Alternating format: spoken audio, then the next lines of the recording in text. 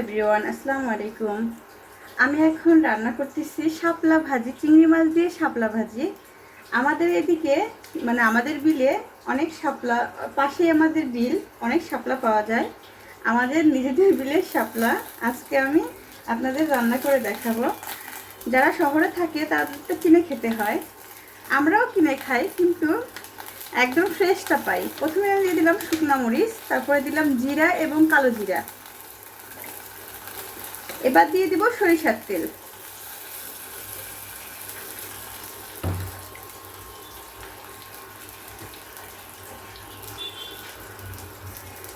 কিভাবে আপনারা বুঝবেন সরিষার তেলটা খাঁটি কিনা?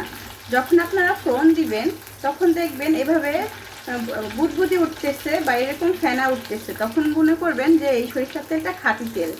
আর যদি একদম সয়াবিন তেলের মতো হয় তাহলে মনে করবেন যে ভেজাল আছে। এটা আমার নিজেদের সরিষা কিনে ভাঙানো তেল, তাই আলহামদুলিল্লাহ তেলটা ভালো। এবার পেঁয়াজটা দিয়ে দিয়েছি, পেঁয়াজটাও ভাজা হয়ে গেছে।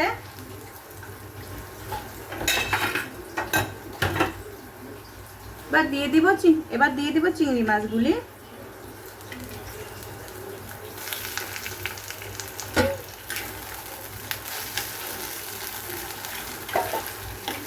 চিংড়ি মাছের সাথে একটু লবণ।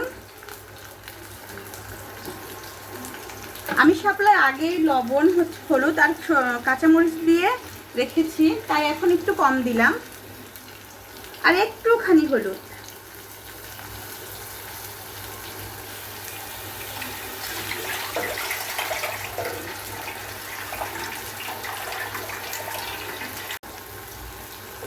ভাজাটা প্রায় হয়ে গেছে। এবার দিয়ে দিব আগে থেকে সিদ্ধ করে রাখা, অল্প একটু সিদ্ধ করার সাথে সাথে এটা সিদ্ধ হয়ে গেছে, কারণ এটা একদম ফ্রেশ ছিল।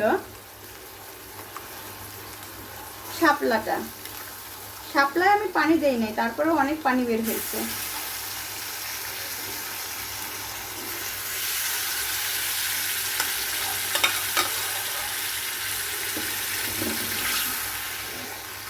আপনারা এভাবে অবশ্যই করে খাবেন বাসায়, আর আমাকে কমেন্টস করে জানাবেন কেমন হয়েছে। ভালো থাকবেন সবাই, সুস্থ থাকবেন, আমার জন্য দোয়া করবেন। আমিও দোয়া করি আল্লাহ আপনাদের সবাইকে ভালো রাখুক, সুস্থ রাখুক।